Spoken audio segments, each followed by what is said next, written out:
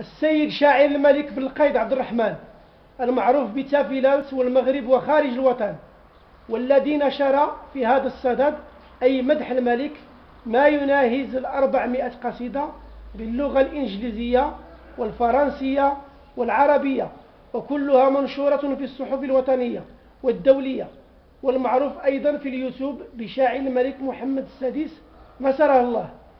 أنت من مدينة أرفود التي تحتضن ملتقى الملحون 21 من تنظيم وزارة الثقافة وعملت إقليم الرشيدية. ما هي ارتسامتك حول هذا الملتقى؟ بسم الله الرحمن الرحيم. كنشكروا الشاعر الكبير الملحوني السيد منير مصطفى العلوي. كنشكرك على هذا الحوار اللي جلست مع الشاعر الملك. اولا وقبل كل شيء نحن نرحب بكل ما هو ثقافي في مدينتنا، ولكن لدينا ملاحظات حول هذا الملتقى، والذي كنا نتمنى ان نشارك فيه بهذه اللوحه. شوف هذه اللوحه وسط، هذه لوحة ملكية تضم بعض القصائد. كنا نود أن نشارك على هامش الملتقى بهذه اللوحة، وهذا فقط جزء مما كتب. كنا بغينا نشاركه، واتصلنا بالسيد الشماس نور الدين بسيمانة قبل ما يجي الملتقى لهنا، ووعدنا بأن يعني ماشي غادي غير نجيو ونشاركوا، يعني كاين تنسيق، ولكن رغم ذلك ما طال وخذلنا ولم يوفي بوعوده. ولهذا نتذمر بأن شاعر الملك من مدينة أرفود لم توجه له لا دعوة لا من قبل العمالة ولا من قبل وزارة الثقافة.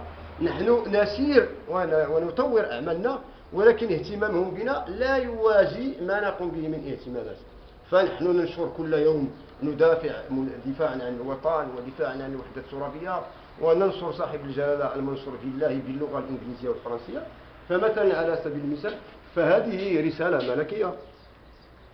هذا الشاعر بن القيد عبد الرحمن الملقب بشاعر الملك كيف فسر هذا اللقب، يعني هذه قصيدة عيد ميلاد سعيد الأميرة الجليلة خديجة، هذه شهادة دولية في الشعر الدولي. يعني كلها هذه القصائد منشورة هذه باللغة الفرنسية. لو ماروك إلى فرنسا سون انسيبارابل، هذا البعد الإفريقي. هذه شهادة شاعر الملك يشهد وزارة الخارجية بشهادة وزارة الخارجية.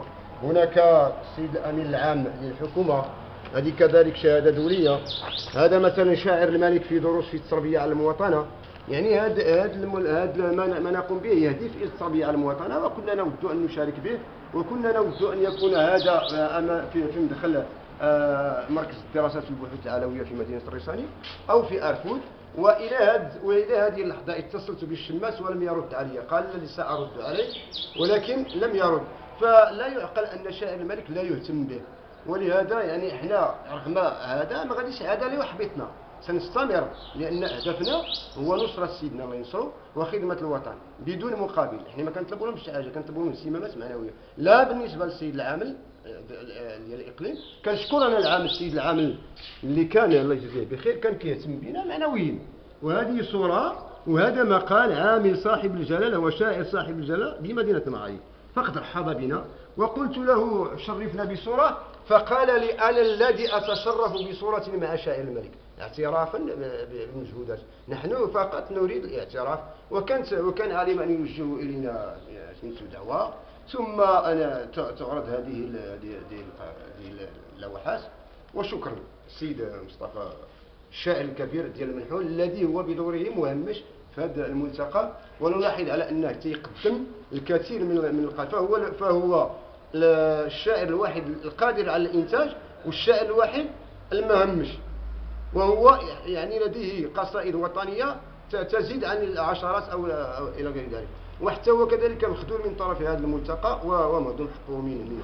فنحن في حاجة أن نحن نرحب بما هو ملتقى، بما هو ثقافي، ولكن عندما نقول ملتقى ثقافي على الأقل شاعر الملك يحظى باهتمام لا ديال الحكومة ولا ديال العمالة ولا ديال وزير. وكنوجه النداء لوزير الثقافة، لأن عندنا مثلا رسائل السيد وزير الثقافة باش تكون شراكة معه، وكذلك السيد وزير التربية الوطني باش تكون شراكة، باش يكون هذا مندمج ومندرج في التربية، في ضمن التربية على المواطنة في جميع مؤسسات المملكة. وشكرا.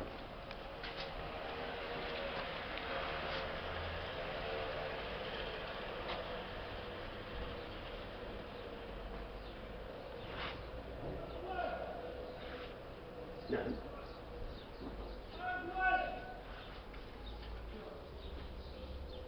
صافي شكرا. وكنشكروا سيدنا وكنخدموا سيدنا يعني هذا what a blessed kingdom. A kingdom of which earth and sky are quite agrees that exists all over our Moroccan state, thanks to the presence of a prophetic light that is sustained by a providence might. هذا هو ولي العهد المحبوب ديالنا اللي معنا دابا في لي زامي في الفيسبوك وكيشوف وكيشاهد الاعمال ديالنا. كنحبوه وكنحبوا سيدنا وكنحبوا الوطن ديالنا. دو تو مونز القمرين. Two moons are lightning the dynasty, adding pride and glory to sovereignty. How blessed the day you came is. It added to us much comfort and ease. Thank you. شكرا. حنا هذا كيجري في الدم ديالنا خدمة الوطن بدون طمع وبدون تكسب بل حبا لسيدنا الله ينصرو. وهذا هو الشاعر الكبير ديالنا سيد منير مصطفى. غادي نعطيوه الكلمة فيما بعد.